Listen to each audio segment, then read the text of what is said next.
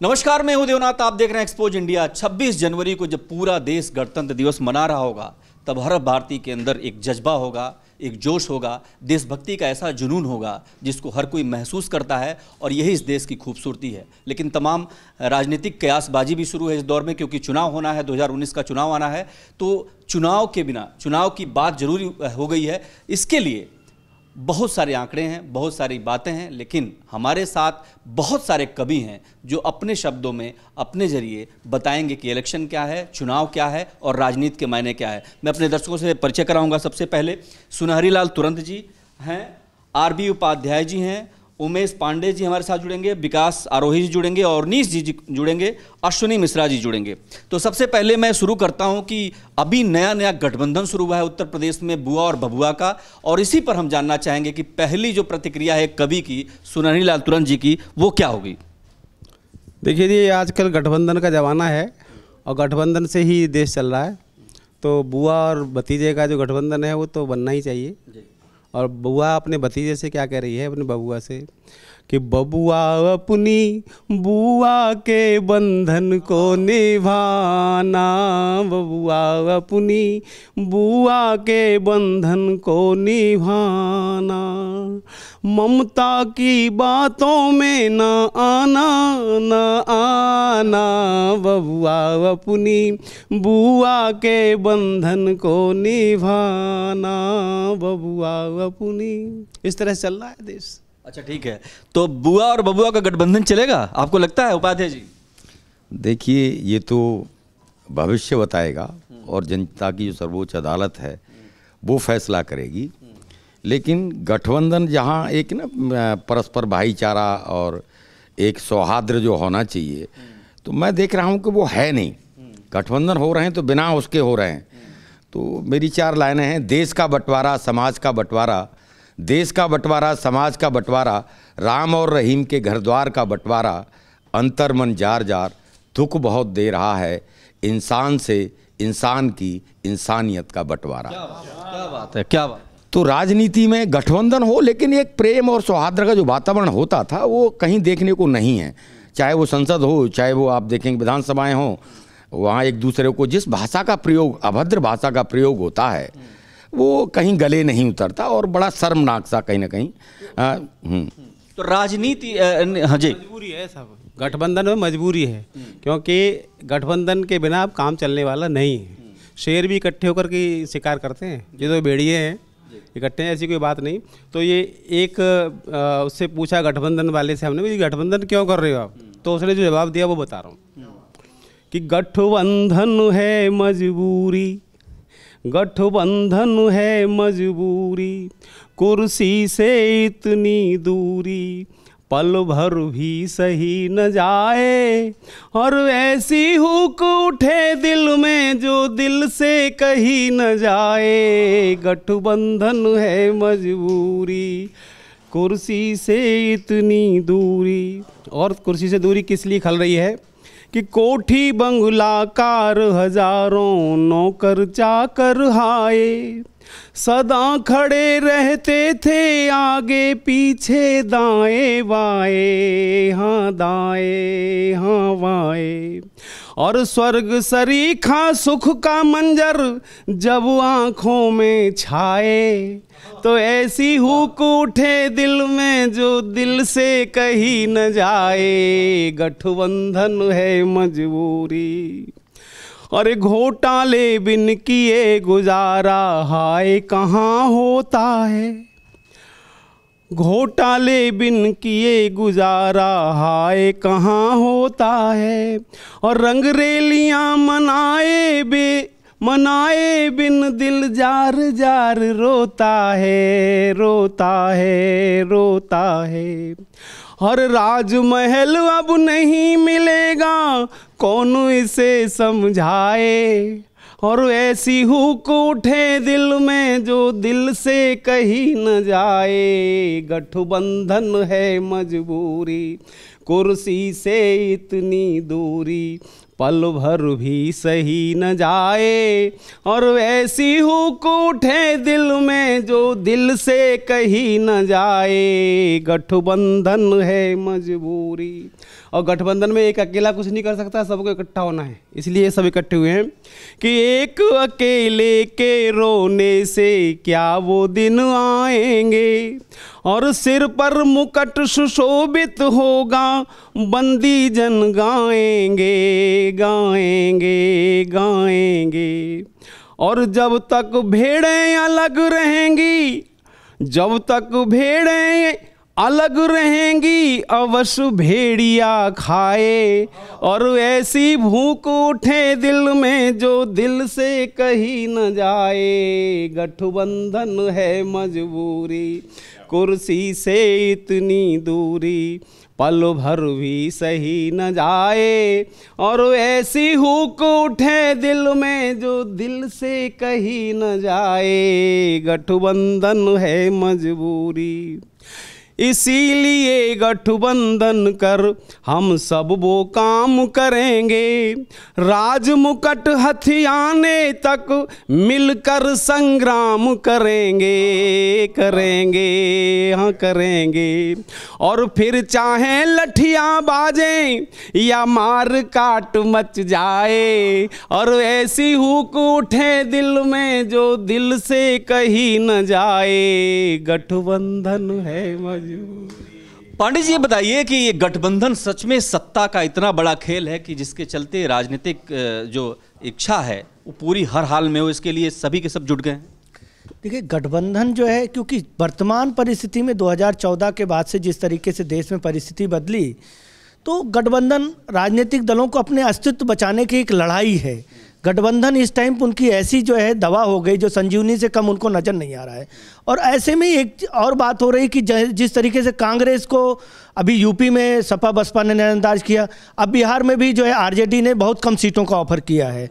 और कल आपने देखा कि ब्रेकिंग न्यूज आज सभी अखबारों में सब जगह रही है कि कांग्रेस ने अपना आखिरी तुर्प का पत्ता भी जो है राजनीतिक मैदान में उतार दिया है। तो दिलचस्प होता जा रहा है, और ये चुनाव जो है वो कहीं न कहीं जाति, संप्रदाय, धर्म और उसके इर्द गिर्द ही घूमेगा, और जो है अपनी अस्तित्व बचाने की लड़ाई। और लोगों से पूछूंगा, गठबंधन पे आपकी क्या राय है, आपको क्या लगता है? जी बिल्कुल, पांडे जी ने ठीक कहा है कि गठबंधन यकीनन अपना वजूद बचाने की ही एक पशोपेश है। मैं 4 पंक्तियां इस पे कहना चाहूँगा कि झाड़ू हो हाथ में तो होगी रख रखाव में, झाड़ू हो हाथ में तो होगी रख रखाव में, हाथी चलेगा साइकिल पे इस चुनाव में, हाथी चलेगा साइकिल पे इस चुनाव में, डूबेंगे तो डुबोएंगे कमल भी कीच में, डूबेंगे तो डुबोएंगे कमल भी कीच में, देखे हैं सारे डाकू मैंने एक नाव में, देखे हैं सारे डाकू मैंने एक नाव में। एक प्रतिगीत है मेरा कि इस गठबंधन, इसी आधार पे गठबंधन क्यों हो रहा है और ये चलेगा कि नहीं चलेगा। सुने कि हमको आपस में सबकी पड़ी, मेल कर लो घड़ी दो घड़ी, हमको आपस में सबकी पड़ी, मेल कर लो घड़ी दो घड़ी। भाइयों बहनों वो इस बार भी, भाइयों बहनों वो इस बार भी, अंधा करके फिर देगा छड़ी, मेल कर लो घड़ी दो घड़ी। और बंद सुने, बुआ बबुआ का जो गठबंधन है कितना कामयाब होगा कि टोटी चोरी की बबुआ मेरे, ओ टोटी चोरी की बबुआ मेरे, साइकिल पर चलेगी नहीं, नेताजी संग भतीजा कहे, ओ नेताजी संग भतीजा कहे, चाबी चच्चा लगेगी नहीं, लगेगी नहीं, चैन साइकिल की टूटी पड़ी, मेल कर लो घड़ी दो घड़ी। बुआ जी का क्या हाल चाल है वो भी सुने। कि उस हाथी पे चलना भी क्या, उस हाथी पे चलना भी क्या, लालटेनवा से भी जो डरे, उस झाड़ू से पहुंचा भला, उस झाड़ू से पहुंचा भला, हाथ को ही जो मैला करे, जो मैला करे, फैला रायता है भाजी सड़ी, मेल कर लो घड़ी दो घड़ी। तो राजनीति इस कदर हो गई है कि रायता भी फैल रहा है और सब्जी भी सड़ी है। उपाध्याय जी, गठबंधन की राजनीति क्या इस कदर अपने महत्व खो रही है कि हर कोई आलोचना ही करता है लेकिन हर बार ये खड़ी हो जाती है? देखिए, आलोचना क्यों करता है कोई? क्योंकि एक नैतिकता नाम का शब्द हुआ करता था, कोई नैतिकता नहीं बची है। और जिस तेजी के साथ राजनीति का व्यवसायीकरण हुआ है, राजनीति का अपराधीकरण हुआ है, तो ये चिंता होना स्वाभाविक है।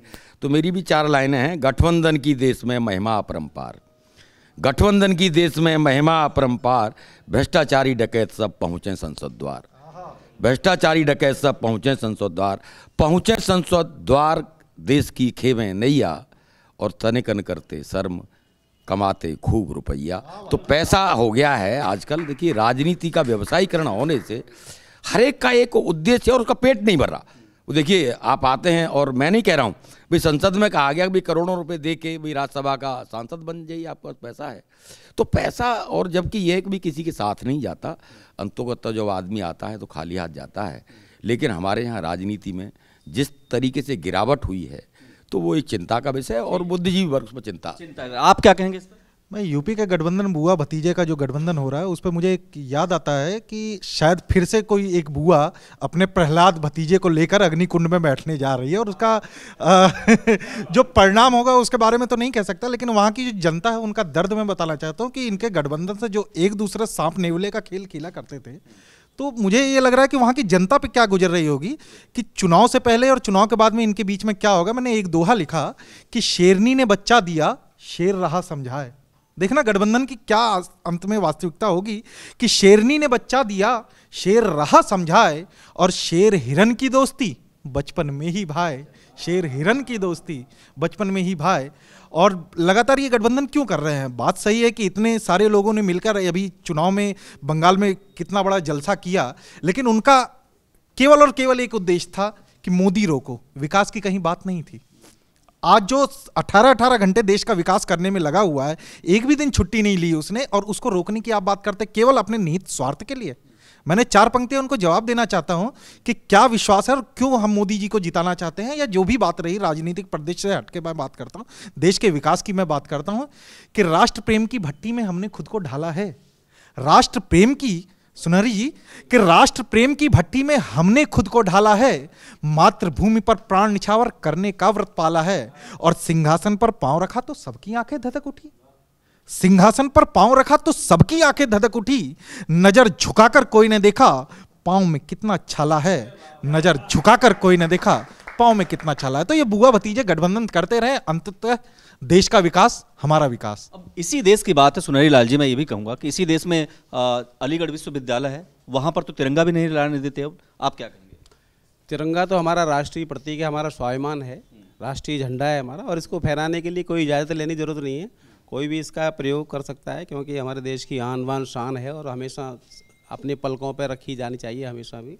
तो मैं इसके लिए तो इतना ही कह सकता हूँ कि तिरंगा लहर लहर लहरे, तिरंगा लहर लहर लहरे, जल में थल में अंबर तल में, जल में थल में अंबर तल में फहर फहर फहरे, तिरंगा लहर लहर लहरे, तिरंगा लहर लहर लहरे, कि प्यारा प्यारा रंग बिरंगा ऐसे लहरे बिमल तिरंगा, जैसे सागर लहराता है जैसे लहराए माँ गंगा, इसे लहरता देख दुष्ट दल, इसे लहरता देख दुष्ट दल, हर हर हरे, तिरंगा लहर लहर लहरे, तिरंगा लहर लहर लहरे। और जल में थल में अंबर तल में, जल में थल में अंबर तल में फहर फहर फहरे तिरंगा लहर लहर लहरे। कि झोंपड़ियों की शान तिरंगा, राजमहल की जान तिरंगा, भारतीय संस्कृति महान का स्वाभिमान सम्मान तिरंगा। और इसके साथ हमारे हों, इसके साथ हमारे हों संबंध बहुत गहरे, तिरंगा लहर लहर लहरे, तिरंगा गांव गांव लहरे, तिरंगा डगर डगर लहरे, तिरंगा शहर शहर लहरे। और जहाँ जहाँ रवि किरणें पहुँचे, जिधर जिधर रवि किरणें पहुँचे, उधर उधर फहरे तिरंगा लहर लहर लहरे, तिरंगा लहर लहर लहरे। बहुत खूब, तिरंगा लहर लहर लहरे। बताइए क्या सुनाएंगे? सर जैसे कि अभी बात हो रही थी गठबंधन की, और उसके पहले अभी कांग्रेस ने अपना आखिरी पत्ता खोला है, तो मैं बस यही बोलना चाहूँगा कि अभी कांग्रेस ने अपनी छोटी मालकिन को उतारा है। तो मैं ये पूछना चाहूँगा कि कांग्रेस की जो छोटी मालकिन आई हैं, क्या ये कांग्रेस को बचा पाएंगी? और इसके लिए अभी एक महागठबंधन पे एक मैंने मुक्तक लिखा था कि इस बार करेंगे दो दो हाथ मन बनाया है, इस बार करेंगे दो दो हाथ मन बनाया है, और जनता के लिए रोचक एक फन बनाया है। मोदी को हराने के लिए देखिए, मोदी को हराने के लिए देखिए, विपक्ष ने मिलकर महागठबंधन बनाया है। आप बताइए, आप क्या सुनाएंगे? सर जो महागठबंधन की बात हो रही है उसी के ऊपर एक मुक्तक सुनाना चाहता हूँ। जितनी भी पार्टियां हैं सबको मोदी ने झुका दिया, झुकने के बाद सबने एक गठबंधन बनाया है। उसी के विषय पे एक मुक्तक कि झुकाते क्यों रहे हो सर जरा यह तो बताओ भी, झुकाते क्यों रहे हो सर जरा यह तो बताओ भी, जुबान खामोश रखने का क्या किस्सा है सुनाओ भी, झुकाते क्यों रहे हो सर जरा यह तो बताओ भी, जुबान खामोश रखने का क्या किस्सा है सुनाओ भी, गुजरते दौर में गुमनाम है सच बोलने वाले, अगर कुछ बोल बैठे हो उसे करके दिखाओ भी। अगर कुछ बोल बैठे हो तो उसे कर सुनाओ जी। जी बताइए। बहुत अच्छे, बहुत अच्छे। और विषय तो ऐसे ही चलते रहेंगे। रही बात की कश्मीर में भी तो पत्थरबाजी चल रही है ना, आप तिरंगा लहरने की बात करते हैं, लेकिन हाँ कश्मीर में तो स्थिति उलट है। वहाँ पर तिरंगा लहरने की बात छोड़िए, वहाँ पर पत्थरबाजों के पक्ष में लोग खड़े हो जाते हैं। नहीं तो मैं तिरंगा जो लहराने की बात करते हैं, या जेएनयू में जो मैंने 4 पंक्तियां तब लिखता हूं कि तिरंगे का क्या सम्मान है कि वतन के वास्ते ही तो वतन की लाज रखते हैं, वतन के वास्ते ही तो क्या है हमारे वीरों का शौर्य, कि वतन के क्या जज्बा है कि वतन के वास्ते ही तो वतन की लाज रखते हैं, शिराओं में यहाँ भर कर के हम फौलाद रखते हैं, करे लाखों यतन दुश्मन के भारत झुक नहीं सकता, करे लाखों यतन दुश्मन के भारत झुक नहीं सकता, कफन हम बांधते सर पर तिरंगा ताज रखते हैं, कफन हम बांधते सर पर तिरंगा ताज रखते हैं। और आए दिन जब पत्थरबाजी की, जैसा आपने जिक्र किया कि पत्थरबाजी की घटनाएं आए दिन कश्मीर में हो रही है, तो मुझे लगता है कि एक अंदर से पीड़ा होती है कि वहाँ की सीधे सीधे मैं राज्य सरकार को ललकारता हूँ और उसे ही मैं दोषी मानता हूँ कि उन्हें एक आदेश नहीं दिया जाता हमारे वीर जवानों को और पुलिस वालों को कि इसका प्रतिकार करो। कहते हैं कि आप उदारता दिखाइए, संयम बरतिए। संयम बरतने का काम केवल हमारे देश के वीर जवानों का है जो अपने सर पर पत्थरबाजी की घटनाएं झेलते हैं। वो दृश्य बनाता हूँ और 4 पंक्तियां मैंने लिखी कि चीते से दर्पण है जिनके वही निशाना चूक रहे। जो दृश्य है, पत्थरबाजी की घटनाएं हो रही है, उन्हें आदेश नहीं दिया जा रहा, प्रतिकार करना चाहिए। कि चीते से दर्पण है जिनके वही निशाना चूक रहे, भरी सभा फिर चीर लुट रहा भीष्म पितामह मुक रहे। कि चीते से दर्पण है जिनके वही निशाना चूक रहे, भरी सभा फिर चीर लुट रहा भीष्म पितामह मुक रहे। और श्वानों के सम्मुख शेरों का, श्वानों के सम्मुख शेरों का कैसा ये नतमस्तक यूं, एक तमाचा सिंहासन के मारा नहीं गया था क्यों, एक तमाचा सिंहासन के मारा नहीं गया था क्यों। जो भारत के संविधान की बर्बादी पर ना रोए, जो भारत के संविधान की बर्बादी पर ना रोए, वो चुल्लू भर के तेजाबों में जाके अपना मुंह धोए, वो चुल्लू भर के तेजाबों में जाके अपना मुंह धोए। अब मात भारती नहीं सहेगी पत्थरबाजी दंशों को, आस्तीन के सांप मार दो और सपोले वंशों को, आस्तीन के सांप मार दो और सपोले वंशों को। और एक कवि होने के नाते इसका मैं समाधान देना चाहता हूं। शायद सत्ता पक्ष को नहीं पता है कि इसका कोई समाधान हो सकता है, लेकिन कवि होने के नाते मुझे केवल एक समाधान दिखता है। 2 पंक्तियों में मैं अपनी बात करता हूं कि पत्थरबाजों के प्रश्नों का अब निदान कोई कर दो। इससे अच्छा समाधान नहीं हो सकता, निदान यही हो सकता है कि पत्थरबाजों के प्रश्नों का अब निदान कोई कर दो, भारत के हर सैनिक को मेजर गोगोई कर दो, भारत के हर सैनिक को मेजर गोगोई कर दो। यही एक जज्बा होना चाहिए। ये बात है। अब धर्मेंद्र जी ये बताइए कि इस देश में यहाँ पर लोग जो है पत्थरबाजों के समर्थन में खड़े हो जाते हैं, और सबसे बड़ी बात कि जो वहाँ पर सुरक्षा बल मारे जा रहे हैं उनके लिए तो कोई आंसू भी बहाने को तैयार नहीं, तो कैसे चलेगा देश, कैसे आगे बढ़ेगा? देखिए, देश सत्ता लोलुपता जो है वो निरंतर जो है हमारे देश को जो है नीचे लेके जा रही है। इस देश का पहली बात तो जब 1947 में देश आज़ाद हुआ, देश को जो भी आधी अधूरी आज़ादी जो मिली है, और आज हम अपने देश का गणतंत्र मनाने जा रहे हैं आने वाले समय में, जो बंटवारा हुआ एक धर्म के आधार पे, जो देश का जो है 2 टुकड़े किए गए सिर्फ धर्म के आधार पे, और उसके बाद फिर उसी देश में मजहबी उन्माद, अगर मुसलमानों को जो है पाकिस्तान और हिंदुओं को हिंदुस्तान दिया गया था, लेकिन फिर भी हिंदू, क्योंकि जिस हिंदू को असहिष्णु कहते हैं, इतना सहिष्णु था कि उसने अपने आपसी गंगे जमनी तहजीब की मिसाल कायम की और सबको अपने अंदर आत्मसात किया। लेकिन आज फिर से बेघर होने की नौबत उसकी आ रही है। उसके लिए जगह कश्मीर से कश्मीरी पंडितों का विस्थापन इस बात की गवाही देता है कि ये ऐसा क्यों हुआ। और आज भी बहुत सारे, कि सरकार कुछ कर नहीं पा रही है, ऐसा लगता है कि सरकार नहीं कर पा रही। ऐसा है, आज सरकार एकाएक कुछ नहीं कर सकती। जो भी सरकार है, वोट बैंक की राजनीति है। ऐसे में मैं आपको एक चीज़ कहूँगा, क्योंकि आज यहाँ कवियों की महफिल सजी हुई है और जिस तरीके की हमारे यहाँ धर्म और मजहब की बात चलती है, तो आदरणीय संजय पांडे पुष्पेंद्र की 2 लाइनें मुझे भी याद आ गई। मुझसे न करो तुम खुदा भगवान की बातें, मुझसे न करो तुम खुदा भगवान की बातें, मुझसे न करो हिंदू मुसलमान की बातें, मजहब सरे बाजार में वो बेचने वालों, इंसान हूँ मुझसे करो इंसान की बातें।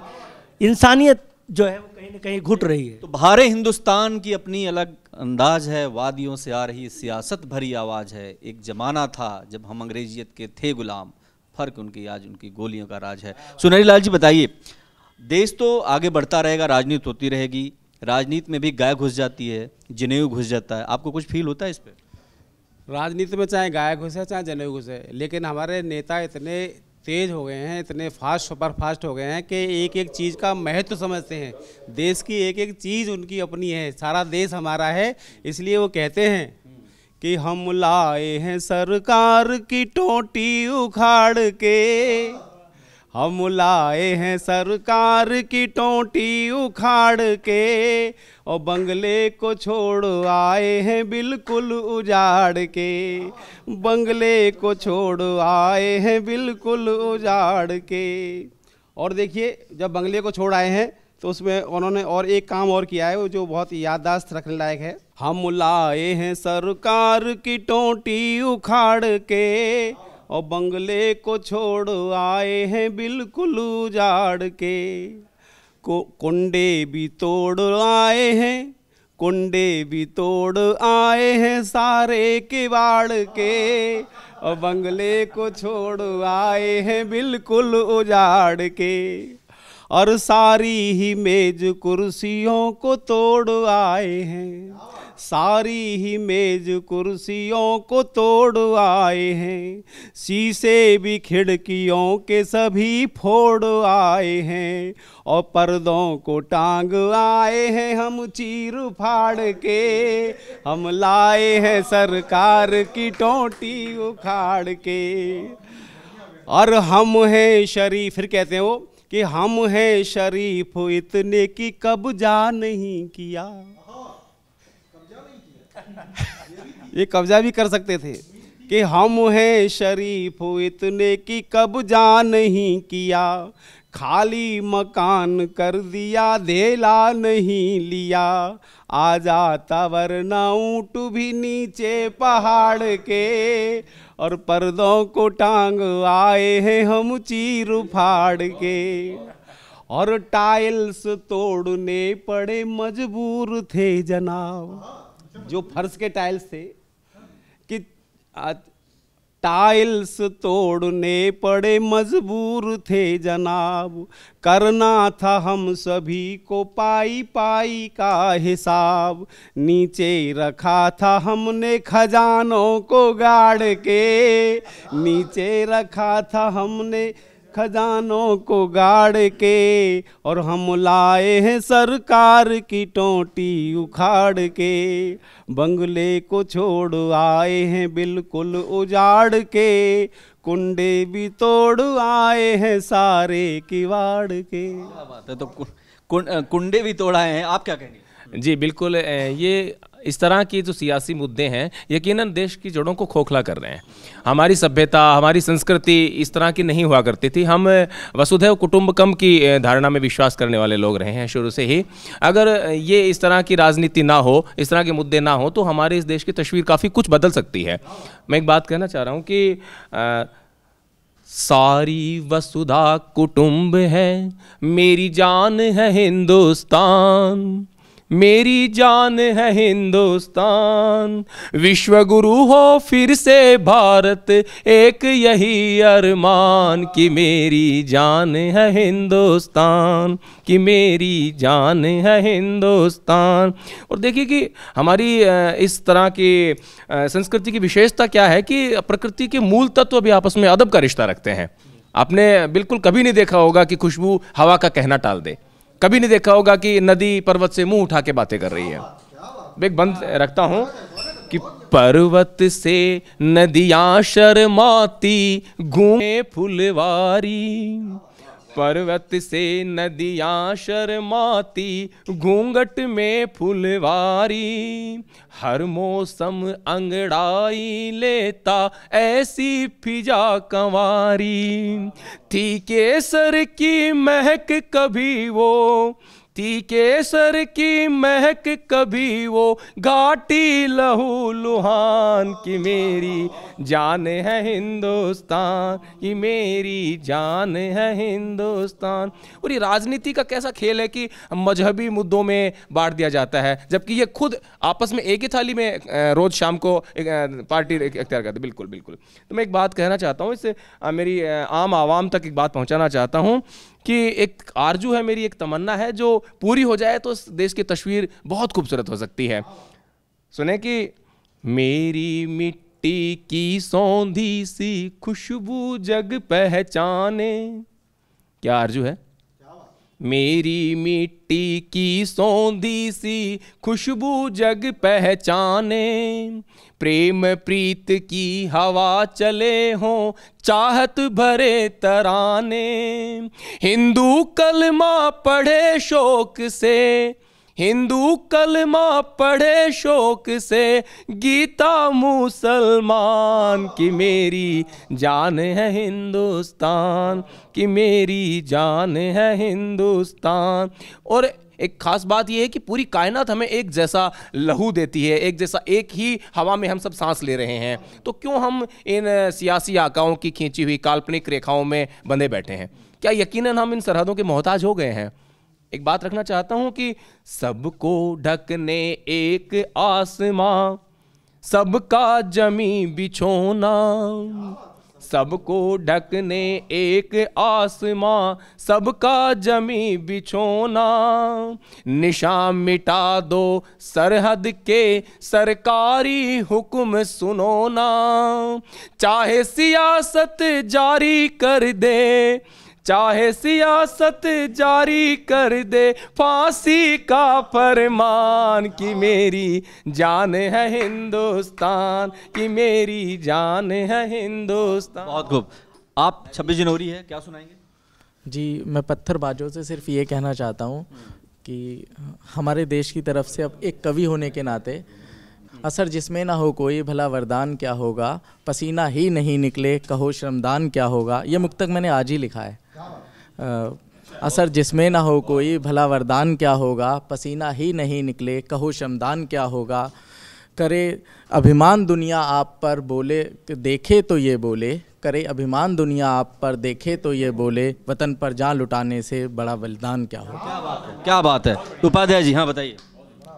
देखिए, चुनाव जब आते हैं तो बहुत सारे वायदे एक्चुअल में किए जाते हैं, और फिर उसके बाद जैसे ही सत्ता मिल जाती है तो सब भूल जाते हैं, चाहे वो किसान का हो। तो मेरी एक 4 लाइनें इसी के ऊपर हैं, फिर वो चुनावी जुमले हो जाते हैं। 15 पैसे न दिए हाकिम ने हमको काली कमाई के, काली कमाई के रे हमको काली कमाई के रे। 15 पैसे न दिए हाकिम ने हमको काली कमाई के। कहीं 15 की न 5 थमाए, कहीं 15 की न 5 थमाए। 4 साल ऐसे ही टरकाए। लाल बही के लाल गए अब, लाल बही के लाल गए अब, दिन ठगियाई के रे। 15 पैसे न दिए हाकिम ने हमको काली कमाई के। भूखा पेट है रोटी मांगे, भूखा पेट है रोटी मांगे, बेरोजगार रोजगार को भागे। 1919 के चुनाव हैं, 1919 के चुनाव हैं, दिन अंगड़ाई के रे। 15 क्या बात है। हाँ सुनील लाल जी बताइए। देखो जी, चल रहा है, खेल चल रहा है, गठबंधन हो रहे हैं, तैयार हो रहे हैं। इसमें कुछ लोग ऐसे भी मैंने देखे थे जो भाषण दे रहे जोर जोर से। 5 साल से वो भारतीय जनता पार्टी में सांसद रहे, और अब जब खराब लग रही छोड़ छाड़ के अलग हो जाओ, लेकिन छोड़ भी नहीं रहे और और उसको तोड़ने में लगे हुए, उम्मीद पाले हुए बैठे हुए हैं। पिछले अटल बिहारी सरकार में उन्हें स्वास्थ्य मंत्री बना दिया गया था, जिन्हें कहते हैं शत्रुघ्न। वो शत्रु भी हैं और गन भी हैं, इसलिए वो दूसरी पार्टी में चले गए हैं। नहीं तो गठबंधन में नहीं होते, अपने ही बंधन में होते। और वो उनसे पूछा गया कि तुम अलग क्यों हुए, तो ऐसे ही कुछ लोग इकट्ठे हो गए। उन्होंने कहा कि दीना टिकट तो हम बागी बन जाएंगे, दीना टिकट तो, दीना टिकट तो हम बागी बन जाएंगे, दीना टिकट तो किसी और दल के अनुरागी बन जाएंगे, दीना टिकट तो खूब करेंगे हम हुड़दंगा, बिना बात के लेंगे पंगा, पोल खोल देंगे हम सब की, दल को ही कर देंगे नंगा। या तो सुन लो मन की बोली, वरना चलेगी गन की गोली, फिर तो रायता बिखेरेंगे, जश्न मनाएंगे, दीना टिकट तो, दीना टिकट तो हम बागी बन जाएंगे, दीना टिकट तो। कि साल गुजारे हैं दिन गिन गिन, देख लिए हमने अच्छे दिन, अब तुम पर मक्खी भिनकेंगी, भिन भिन भिन भिन भिन भिन भिन। अब भी सोच लो टिकट बटैया, एक मुझे भी दे दो भैया, वरना खाने भी देंगे ना खुद कुछ खाएंगे, दीना टिकट तो, दीना टिकट तो हम बागी बन जाएंगे, दीना टिकट तो। और किसी और दल के और हम गठबंधन के अनुरागी बन जाएंगे, दीना टिकट तो। गठबंधन की राजनीति है। और हाँ, कुछ कहना चाह रहे हैं? नहीं, मेरी तो ये समझ में नहीं आता देश में कितने मुद्दे हैं और कितने कितने मुद्दों को भटकाया जाता है, जात धर्म के नाम पर देश को बांटने की बात करते हैं। तो मुझे याद आता है कि जब राजनीतिक पार्टियां देश को जात धर्म के नाम पर बांटने की बात करते हैं, तो मैं उनसे एक सवाल पूछना चाहता हूँ। एक दोहा मैंने कभी लिखा था, जब अंदर से पीड़ा हुई थी, तो मैंने लिखा था कि सड़कों पर पैदा हुआ नहीं जानता बाप। सुनहरी जी, अगर इसका प्रश्न अगर जवाब मुझे मिल जाए तो शायद ये राजनीतिक परिदृश्य है ना, ये बदल जाएगा और देश वाकई अपना विश्व गुरु का स्थान वापस हासिल कर लेगा। कि सड़कों पर पैदा हुआ नहीं जानता बाप, सड़कों पर पैदा हुआ नहीं जानता बाप, ईद दिवाली सब मने अब जात बताओ आप, ईद दिवाली सब मने अब जात बताओ। और जब मुद्दों को भटकाने की बात करता हूं, मेरी समझ में भी नहीं आता कि ऐसे ऐसे मुद्दे कि मोदी रोको अभियान, देश में क्या यही एक मुद्दा रह गया है?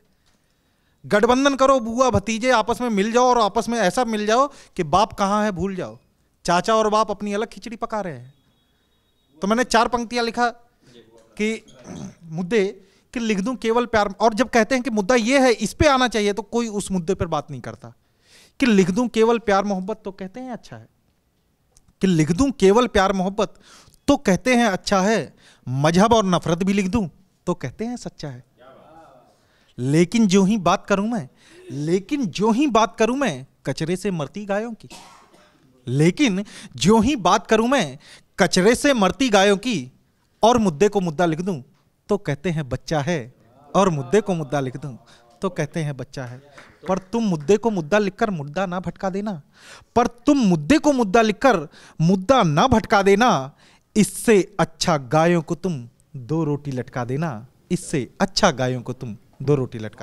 जी। वतन की जो हालत सुनाने लगेंगे तो पत्थर भी आंसू बहाने लगेंगे, वतन की जो हालत बताने लगेंगे तो पत्थर भी आंसू बहाने लगेंगे, इसी भीड़ में खो गई है आदमियत जिसे खोजने में जमाने लगेंगे। तो देश है, राजनीति है, और राजनीति के प्रणेता भी हैं। व्याख्याएं होती रहेंगी, आप देखते रहिए एक्सपोज इंडिया।